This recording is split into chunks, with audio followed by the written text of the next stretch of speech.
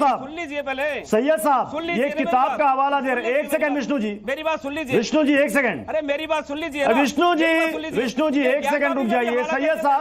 सैयद साहब ये बताइए कि ये जो अजमेर शरीफ दरगाह, ये पहले शिव मंदिर था, ये मामला पहली बार नहीं आया है, इससे पहले भी आ चुका है, आपको याद होगा। ये 25 मई 2022 ये महाराणा प्रताप सेना, ये किसी ने एक पत्र लिखा था उस वक्त के तत्कालीन मुख्यमंत्री को, अशोक गहलोत जी को, और सेम यही बात दोहराई थी वहां पर। फिर से अब यही बात दोहराई जा रही है कि अजमेर शरीफ दरगाह नहीं, वहां पर शिव मंदिर है। क्यों ऐसा? जनाब पहले तो आप मेरी बात सुन लें। जी। मुझे आपके ऑफिस से जो फोन आया था, ये कहा था कि मेरा वक्तव्य लिया जाएगा, बाद में आप डिबेट करते रहे। मैं ऐसी बिना किसी तर्क वितर्क की जो डिबेट है उसमें पार्टिसिपेट होना नहीं चाहता हूँ। आप मेरा वर्जन सुन लें, आप अपना वर्जन दे प्लीज, आप अपना वर्जन दे सकते हैं। आप 2 मिनट सुन लें, क्योंकि मैं दरगाह से ऑफिशियली आपको बयान दे रहा हूँ। जी, ठीक है, मैं इन सब बातों का जवाब दूंगा, लेकिन आप पहले मेरी पूरी बात सुन लें। पहले तो ये अजमेर दरगाह के कमेटी के बिहाफ पे नहीं बोल रहा हूँ मैं अजमेर दरगाह के जो आध्यात्मिक प्रमुख है सज्जादा नशीन किबला दीवान सैयद ज़ैनुल आबिदीन साहब, उनके कार्यालय से उनके उत्तराधिकारी के रूप में जवाब दे रहा हूँ। और मैं खुद ख्वाजा साहब का एक वंशज हूँ। ठीक है, हमारे 3 एंटिटीज है। दरगाह कमेटी जो गवर्नमेंट ऑफ इंडिया के जो दरगाह ख्वाजा साहब एक्ट के तहत बनाई जाती है दरगाह कमेटी, उसके दूसरे सज्जादा नशीन जो spiritual head of the shrine है, तीसरे खुद्दाम साहिबान। ठीक है, अब आप मेरी बात सुनिए। ये जो शख्स हैं जिन्होंने दावा किया है, ये completely abusing the process of law है। ठीक है, सिर्फ एक पब्लिसिटी स्टंट है। ये जिस किताब का हवाला दे रहे हैं, हरबिला शारदा जी की किताब है, 1911 में आई, 1919, 1921, 1940 में उसमें अंदर काफी चेंजेस हुए। जब भी कोई राइटर अपनी किताब लिखता है ना, तो उसमें रेफरेंस देता है, वो उसका हवाला देता है कि ये मैंने बात फला जगह से उठाई है, ये फला डॉक्यूमेंट के तहत उठाई गई है।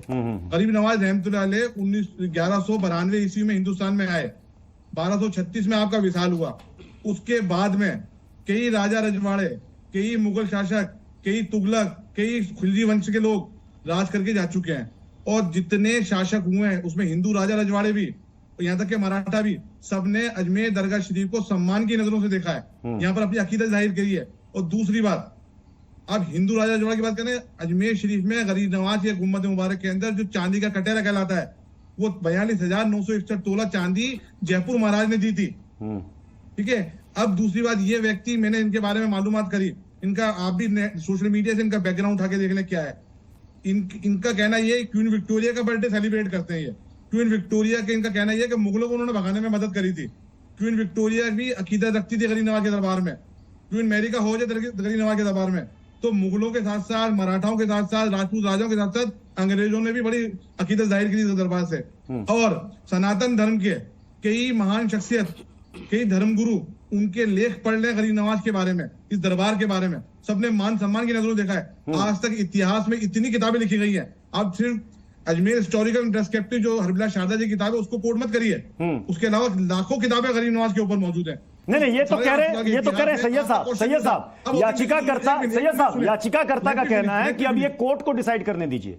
देखिए, ऐसे हर चीज कोर्ट में ले जाने लग गए ना, तो लोगों की धार्मिक आस्था का क्या होगा? ऐसे 50 मुसलमान खड़े हो जाएंगे, वो दावा कर देंगे किसी प्लेस के ऊपर। नहीं, अगर कोर्ट को लगेगा कि ये बेबुनियाद है, बेसलेस है, तो कोर्ट पहली नजर में इसे खारिज कर देगा कि ये सुनवाई के योग्य है ही नहीं। देखिए, गरीब नवाज की दरगाह का जब ख्वाजा साहब एक्ट बन रहा था, अब मैं आधिकारिक रिपोर्ट बता रहा हूँ आपको, जब दरगाह ख्वाजा साहब एक्ट बन रहा, उससे पहले गवर्नमेंट ऑफ इंडिया ने इंक्वायरी कमेटी रिपोर्ट बैठाई थी। जो गवर्नमेंट ऑफ इंडिया की इंक्वायरी थी, जस्टिस गुलाम हुसैन जो इलाहाबाद हाई कोर्ट के सिटिंग जज थे, उन्होंने बाकायदा उस रिपोर्ट के अंदर पूरी तरीके से दरगाह हिस्ट्री को, ब्रीफ हिस्ट्री को डिस्कस किया है, और कौन कौन सी तामीर कब कब हुई है, कौन कौन सी जगहों पे कब कब बिल्डिंग बनी है। उसमें कहीं पर भी इसका जिक्र नहीं है कि यहाँ किसी किस्म से मंदिर रहा हो या कोई अवशेष रहे हो। वो रिपोर्ट गवर्नमेंट ऑफ इंडिया की आधिकारिक रिपोर्ट है, वो 1950 में पब्लिश हुई और पार्लियामेंट में मौजूद है। उसके बाद में दरगाह ख्वाजा साहब एक्ट बना। तो ये सब पब्लिसिटी स्टैंड है। मतलब आपको भी ये लग रहा है ना सैयद साहब, मोहब्बत अमन का नहीं, आप कह रहे हैं कि बेसलेस है, आप कह रहे हैं बेसलेस है, तो अदालत को भी ये बेसलेस ही लगेगा।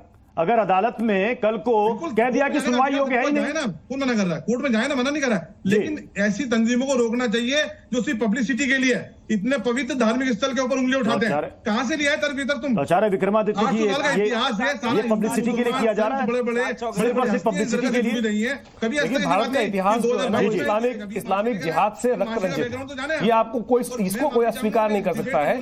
और जिस प्रकार की इमेज बनाई गई है पिछले 1000 सालों के अंदर बहुत सारे ऑर्गेनाइजेशंस की, बहुत सारी दरगाहों की, बहुत सारे इस प्रकार के चिश्तियों की, कि एक ऐसी स्थिति है कि हमारे हिस्टोरियंस ने इसको जिस प्रकार से गलत महिमा मंडन करने का प्रयास किया। मैं कह रहा हूं अभी देख लो क्या स्थिति चल रही है। अभी कुछ दिन पहले कन्हैया लाल के जिस प्रकार से कत्ल हुआ, वहां पे कौन लोग इन्वॉल्व थे, कौन लोग सत्तन से जुड़ा लोग लगा रहे थे नारे। 1992 की हिस्ट्री उठा के देख लो कि क्या हो रहा है। दरगाह के जो मुलाजिम है वो क्या करते रहे। 250 लड़कियों का बलात्कार की रिपोर्ट है पुलिस के अंदर, वो दस्ती है। उन लोगों के खिलाफ कार्य सबसे पहले करने का प्रयास करें। अभी जो महिमा मंडन कर रहे हैं, मुझे बताइए ऐसे किसी भी धर्मस्थल में सबसे पहले तो अब जो क्लेम है उसके लिए सबसे पहले हिस्टोरियंस की आवश्यकता है। मेरे पास मैं ऐसे तथ्य उपस्थित कर सकता हूं, सीताराम गोयल जी की किताब उठा के पढ़ो कि कौन थे चिश्ती साहब, किस प्रकार से उनको किसने 1190 के आसपास किस लिए आए भारत के अंदर, किस प्रकार से जब हिंदुस्तान के ऊपर मुसलमानों का कब्जा चाहते थे, किसके रूप से सूफी संत बनकर ऐसे बहुत सारे लोग आए इस देश के अंदर। और वो क्या कर रहे थे, यानी रहनुमा बन के आए और वो खबरें देते थे। पृथ्वीराज चौहान को पकड़वाने वाले कौन थे? अगर हिस्टोरियंस सीताराम गोयल की किताब पढ़ें आप, जिसके अंदर साफ साफ लिखा है पृथ्वीराज के साथ जो भी बदतमीजी की गई, उसके परिवार के साथ जो बदतमीजी की गई, उसमें कौन इन्वॉल्व थे? यही दरगाह के लोग इन्वॉल्व, यही दरगाह के चिश्ती साहब इन्वॉल्व थे। मैं यही क्या करेंगे? जो इन दरगाहों के अंदर जो बलात्कार है, 250 लड़कियों को बलात्कार, विषय है, 250 लड़कियों को बलात्कार, कुछ भी कहें तो बहुत ही सोच समझ कर और जिम्मेदारी के साथ कहें। मैं डॉक्टर रवि भट्ट आपके पास आ रहा हूँ। डॉक्टर रवि भट्ट, पार्टिसिपेट नहीं होना चाहता।